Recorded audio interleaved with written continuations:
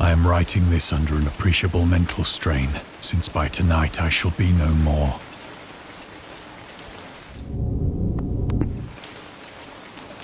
Penniless, and at the end of my supply of the drug which alone makes life endurable, I can bear the torture no longer, and shall cast myself from this garret window into the squalid street below.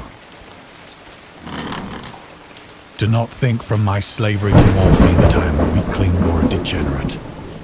When you have read these hastily scrawled pages, you may guess, though never fully realize, why it is that I must have forgetfulness or death.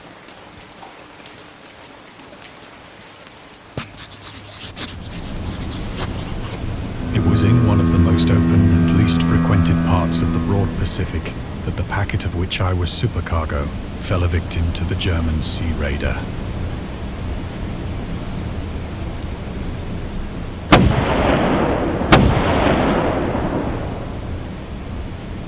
The Great War was then at its very beginning, and the ocean forces of the Hun had not completely sunk to their later degradation, so that our vessel was made a legitimate prize, whilst we of her crew were treated with all the fairness and consideration due us as naval prisoners.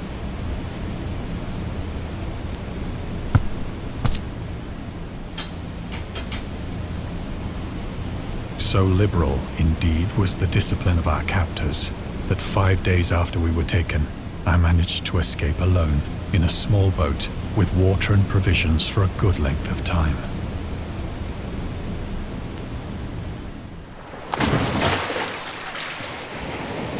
When I finally found myself adrift and free, I had but little idea of my surroundings. Never a competent navigator, I could only guess vaguely by the sun and stars that I was somewhat south of the equator. Of the longitude, I knew nothing, and no island or coastline was in sight.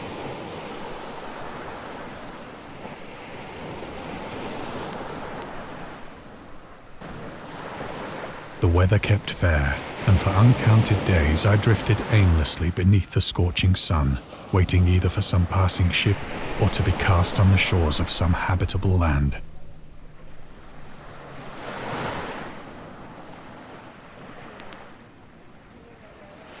But neither ship nor land appeared, and I began to despair in my solitude upon the heaving vastness of unbroken blue. The change happened whilst I slept. Its details I shall never know, for my slumber, though troubled and dream-infested, was continuous.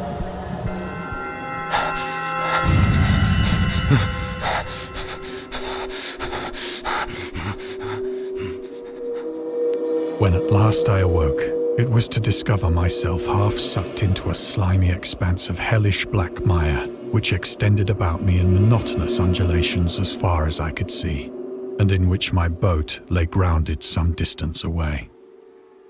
Though one might well imagine that my first sensation would be of wonder at so prodigious and unexpected a transformation of scenery, I was in reality more horrified than astonished, for there was in the air and in the rotting soil a sinister quality which chilled me to the very core. The region was putrid with the carcasses of decaying fish and of other less describable things which I saw protruding from the nasty mud of the unending plain.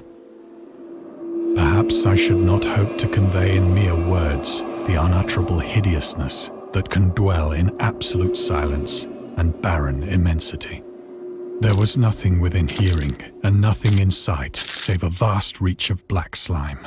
Yet the very completeness of the stillness and the homogeneity of the landscape oppressed me with a nauseating fear. The sun was blazing down from a sky which seemed to me almost black in its cloudless cruelty, as though reflecting the inky marsh beneath my feet.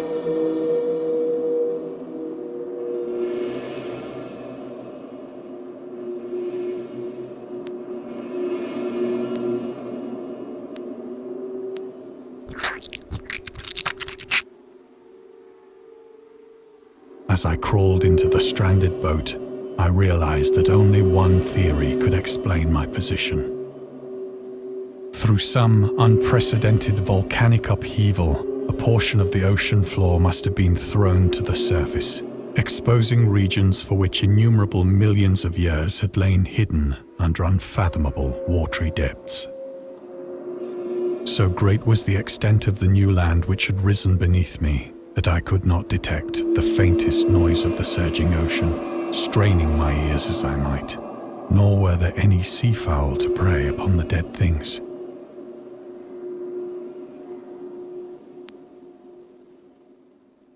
For several hours I sat thinking or brooding in the boat, which lay upon its side and afforded a slight shade as the sun moved across the heavens.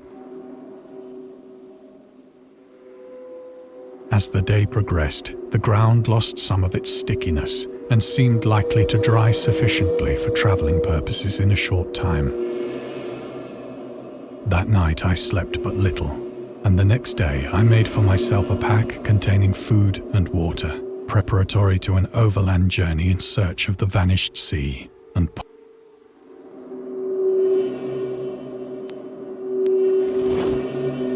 On the third morning, I found the soil dry enough to walk upon with ease. The odor of the fish was maddening, but I was too much concerned with graver things to mind so slight an evil, and set out boldly for an unknown goal.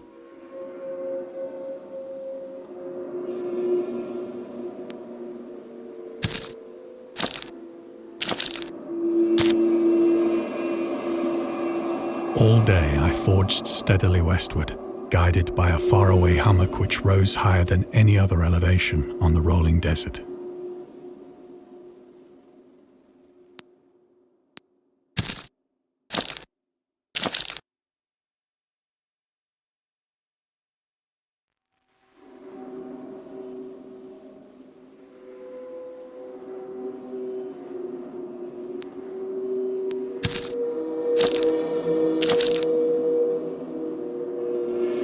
That night, I encamped, and on the following day still travelled toward the hummock, though that object seemed scarcely nearer than when I had first espied it.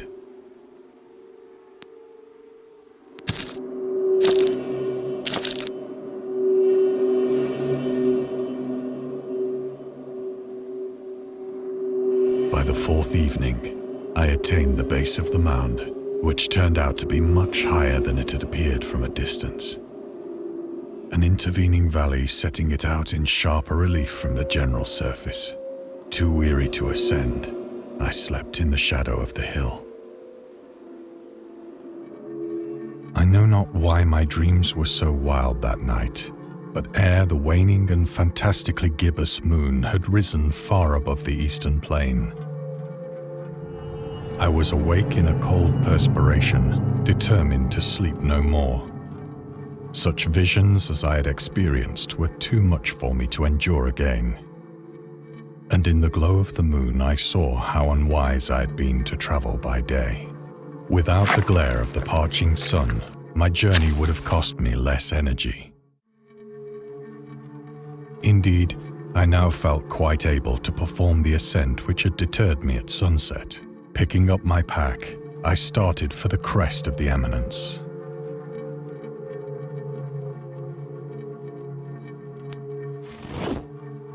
I have said that the unbroken monotony of the rolling plain was a source of vague horror to me. But I think my horror was greater when I gained the summit of the mound and looked down the other side into an immeasurable pit or canyon, whose black recesses the moon had not yet soared high enough to illumine.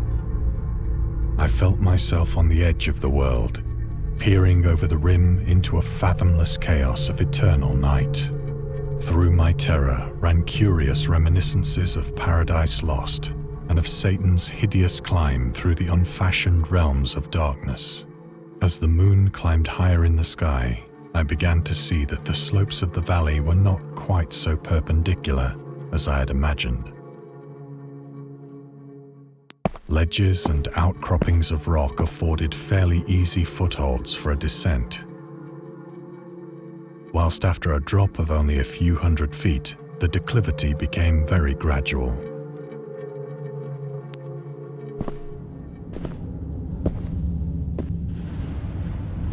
Urged on by an impulse which I cannot definitely analyze, I scrambled with difficulty down the rocks and stood on the gentler slope beneath, gazing into the Stygian deeps, where no light had yet penetrated. All at once, my attention was captured by a vast and singular object on the opposite slope, which rose steeply about 100 yards ahead of me. An object that gleamed whitely in the newly bestowed rays of the ascending moon.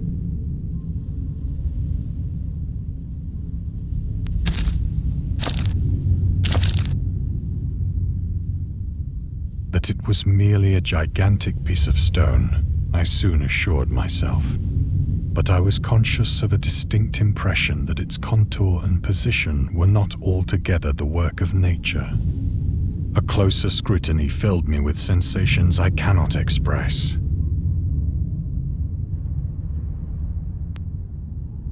For despite its enormous magnitude, and its position in an abyss which had yawned at the bottom of the sea since the world was young, I perceived beyond a doubt that the strange object was a well-shaped monolith, whose massive bulk had known the workmanship and perhaps the worship of living and thinking creatures. Dazed and frightened, yet not without a certain thrill of the scientist's or archaeologist's delight, I examined my surroundings more closely.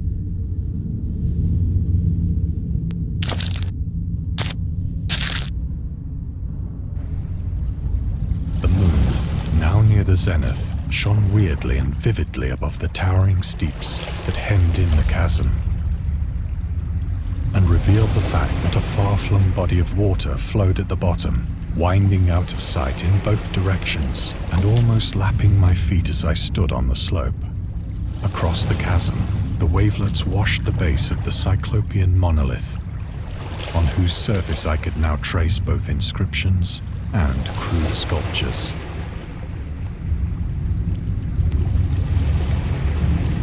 The writing was in a system of hieroglyphics unknown to me and unlike anything I'd ever seen in books, consisting for the most part of conventionalized aquatic symbols such as fishes, eels, octopi, crustaceans, mollusks, whales, and the like. Several characters obviously represented marine things which are unknown to the modern world, but whose decomposing forms I had observed on the ocean-risen plain. It was the pictorial carving, however, that did most to hold me spellbound. Plainly visible across the intervening water, on account of their enormous size, were an array of bas-reliefs whose subjects would have excited the envy of a Doré.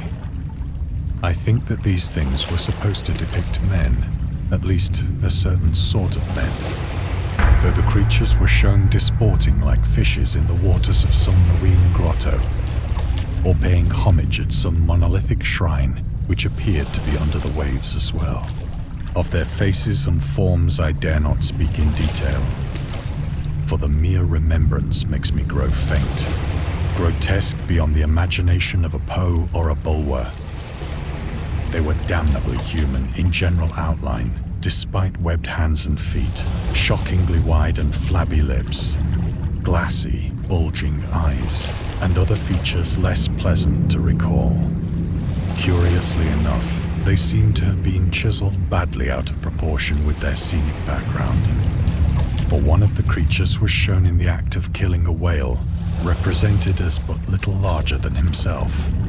I remarked, as I say, their grotesqueness and strange size, but in a moment decided that they were merely the imaginary gods of some primitive fishing or seafaring tribe. Some tribe whose last descendant had perished eras before the first ancestor of the Piltdown or Neanderthal man was born.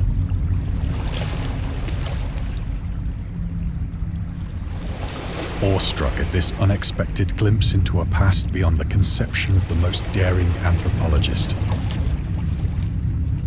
I stood musing whilst the moon cast queer reflections on the silent channel before me. Then, suddenly, I saw it. With only a slight churning to mark its rise to the surface, the thing slid into view above the dark waters. Polyphemus-like and loathsome, It darted like a stupendous monster of nightmares to the monolith, about which it flung its gigantic scaly arms, the while it bowed its hideous head and gave vent to certain measured sounds.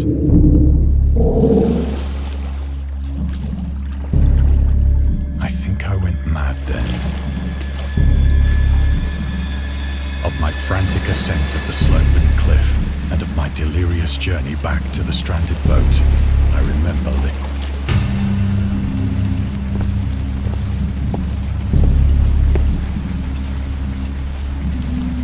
I believe I sang a great deal and laughed oddly when I was unable to sing.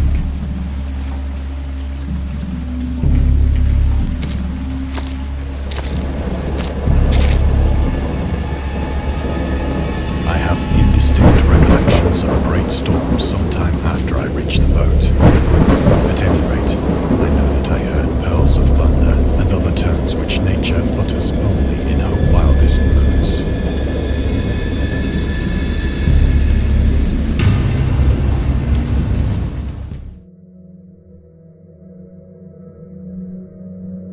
When I came out of the shadows, I was in a San Francisco hospital, brought thither by the captain of the American ship which had picked up my boat in mid-ocean.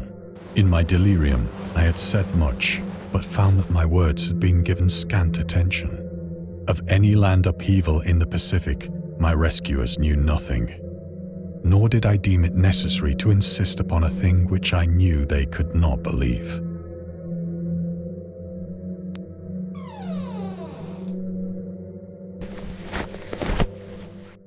Once I sought out a celebrated ethnologist and amused him with peculiar questions regarding the ancient Philistine legend of Dagon, the fish god.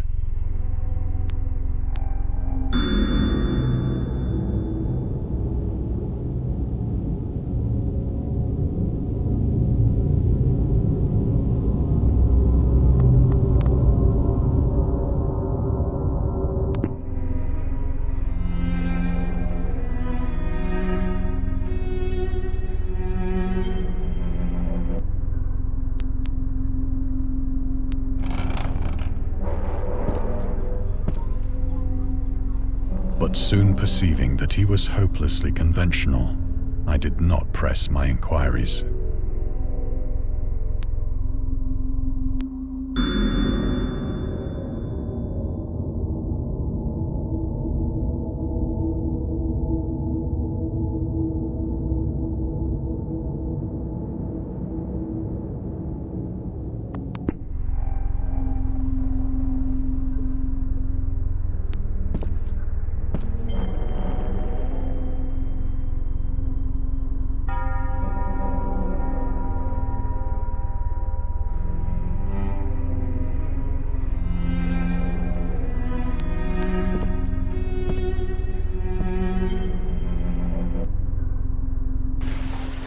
It is at night, especially when the moon is gibbous and waning, that I see the thing. I tried morphine, but the drug has given only transient surcease and has drawn me into its clutches as a hopeless. So now I am to end it all, having written a full account for the information or the contemptuous amusement of my fellow men.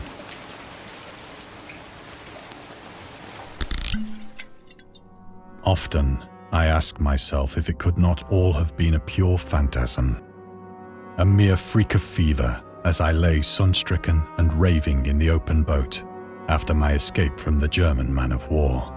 This I ask myself, but ever does there come before me a hideously vivid vision in reply. I cannot think of the deep sea without shuddering at the nameless things that may at this very moment be crawling and floundering on its slimy bed, worshipping their ancient stone idols and carving their own detestable likenesses on submarine obelisks of water-soaked granite. I dream of a day when they may rise above the billows to drag down into their reeking talons the remnants of puny, war-exhausted mankind. Of a day when the land shall sink and the dark ocean shall ascend amidst universal pandemonium.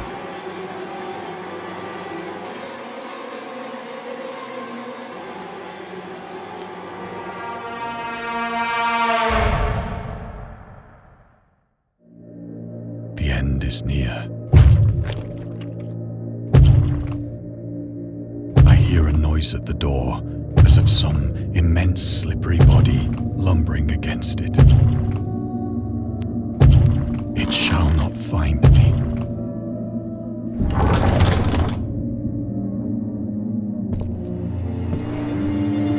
God, that hand!